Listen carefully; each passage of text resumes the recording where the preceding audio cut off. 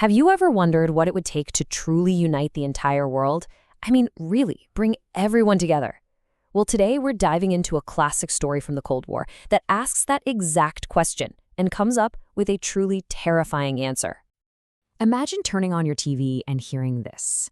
It's how the story kicks off, and right away, you know something is wrong.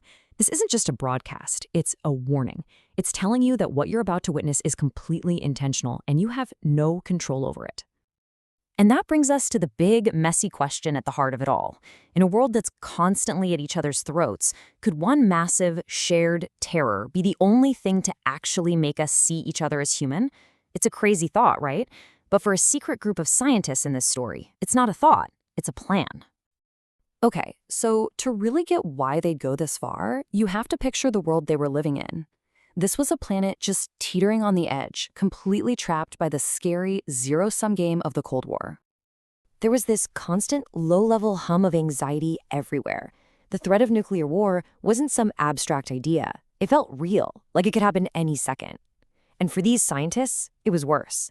They saw all the close calls, all the near misses, and they came to a horrifying conclusion. It wasn't a matter of if the world would end by accident, but when. And this, right here, is where they cross the line from observer to something else. They feel like they have to do something. They've decided that if the world won't choose to unite, then they have to be forced to unite. It's this incredible mix of a noble goal with some seriously terrifying arrogance. And that leads us to the plan itself, the one hatched by these men who call themselves the architects of fear. Their goal? To save humanity. Their method? Well, it's brilliant, and it is absolutely monstrous. They have a name for this theory, the scarecrow solution. And the logic behind it is, well, it's chilling, because it kind of makes sense. Think about it. What unites people faster than anything? A common enemy, a shared threat. They believe that fear is the one language everybody on Earth understands. So how do you pull something like this off? They've got it all mapped out in 3 cold, calculated steps. Step 1. You invent an alien enemy. Make it scary. Make it from a planet called Theta.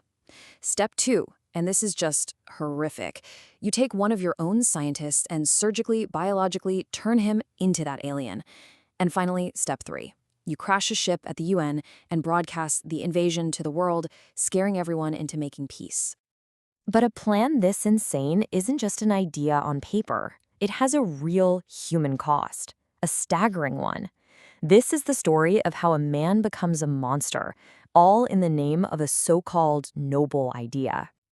And the man who has to pay that price is a scientist named Leighton. He's got a wife, a baby on the way, a whole life. But his future is decided by pure random chance. They literally draw a name out of a hat, and his is the one that comes out. He becomes the human sacrifice for the entire planet. And when I say transformation, I mean total. There's nothing left of Leighton, the man. He's rebuilt piece by piece into the Thetan. His very biology is changed, from breathing oxygen to nitrogen. His body is twisted into something that looks like it's from a nightmare.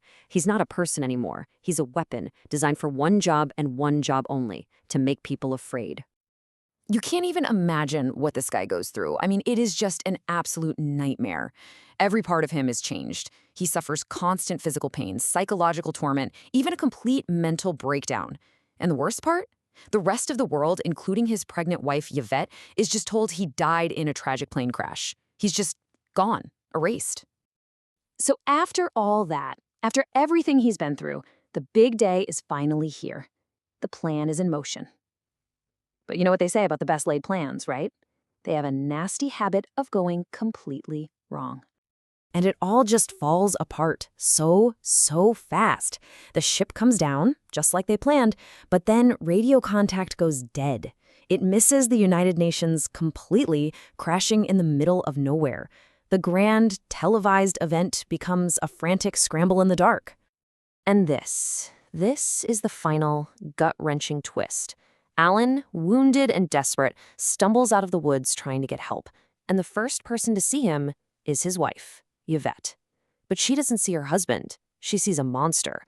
Grieving the man she thinks is dead, she panics and runs him over with her car.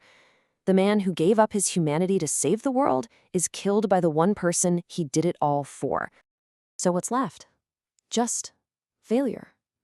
And his partners are crushed. One of them says this, and you can just feel the weight of what they've done. The plan to scare the world into peace failed. But maybe, just maybe, the sheer horror of Alan's sacrifice could shame the world into doing the right thing. Not out of fear, but out of basic decency. So what are we supposed to learn from all this? What's the moral of this incredibly dark story? Let's try and unpack that. At the end of the day, the message is pretty clear, right? You can't cheat your way to a better world. There's no magic trick, no scary monster you can invent that will do the work for us. The plan was always doomed because it was based on terror instead of trust, on fear instead of caring. And so, the story leaves us hanging with this one huge question.